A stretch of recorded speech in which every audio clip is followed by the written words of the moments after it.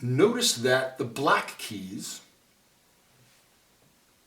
stick up, right? They're about, 5/8 of an inch higher than the white keys.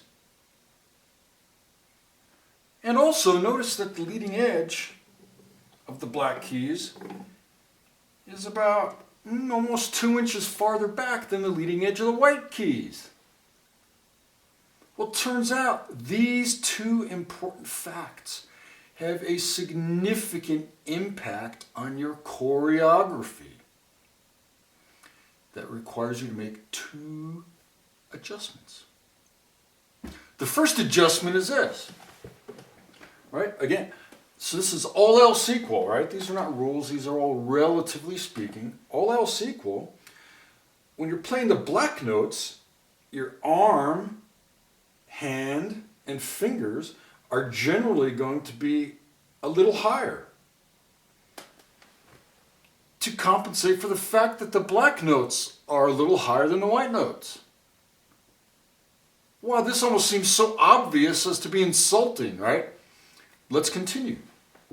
All else equal, again, we're always speaking in relative terms here. There are no rigid absolute rules.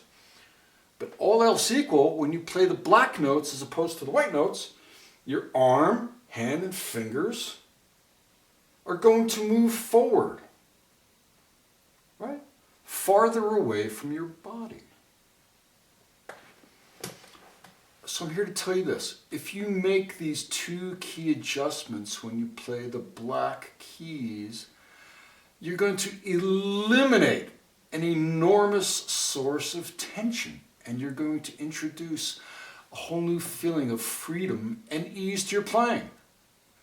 Let's take a look at applying this now to playing a chromatic scale.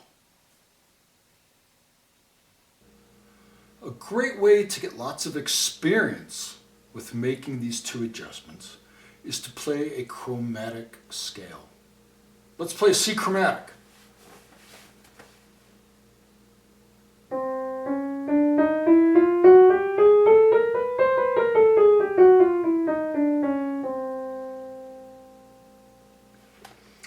So, in order to really emphasize the importance of these two adjustments, let's intentionally play this without allowing ourselves the luxury of these two adjustments. Let's do it this way. So let's get our first note going on our thumb. Bam. Now let's clamp. Using our left hand, let's clamp our right hand, arm and hand and fingers so that they're not allowed to come up or go forward as we play this. Ready? Let's do it.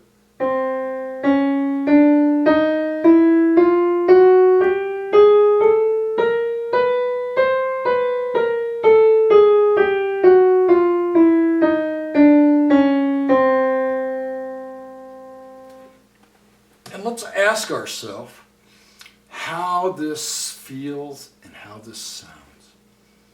Now, in my experience right there, I felt like the part of my body from here on back was in a virtual straitjacket. It was not allowed the joy of contributing to the music I was making. What was I left with? I was left with nothing but fingers, right? Boo, it felt to me rigid and tense and awkward. How did it sound? What kind of music did I make? Well, to my ears and my feelings, it was stiff, it was rigid, it was tense. In a word, it was unmusical. We can do better. Now let's play by allowing ourselves the freedom of making these two adjustments. Let's go. So let's get our white note started here on our thumb. And as we play the black notes, we're going to come up with our arm, hand, and fingers, up and forward. Right, you see this? Then back, up and forward, back, up, forward, back, up, forward, back, up, forward, and then back.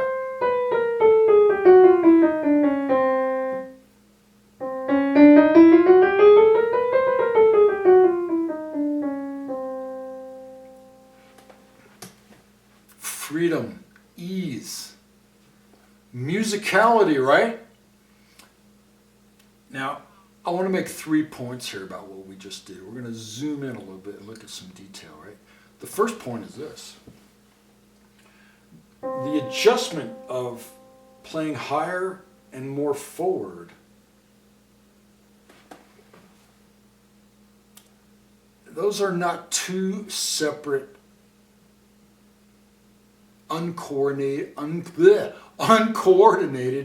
events, right? The adjustment of coming up and forward, actually the adjustments of coming up and forward, really are one integrated simultaneous adjustment, right? It's not up, forward, or forward, up. Up and forward are two aspects of the exact same integrated event. Another point I want to make is this. I exaggerated these adjustments a little bit here just so you could clearly see what was going on. But the reality is this. A little bit of medicine goes a long way. So these adjustments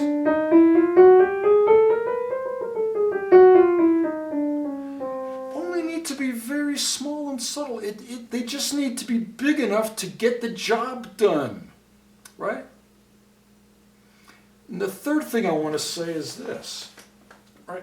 This adjustment of coming up and forward is not a rigid rule, right? Like everything in music, everything is relative. There are no absolutes, right? So the degree of the adjustment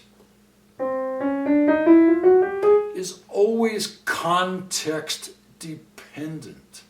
Right? For example, there might be cases where you're already on a white key in a position where you're more, raised higher and more forward. In that case, you don't necessarily have to go even higher or more forward to play the black note, right? Everything's going to be context dependent. So let me leave you with this, right? What is the lesson here? The lesson here is almost a statement of the obvious. The black notes stick up and generally are farther away from your body.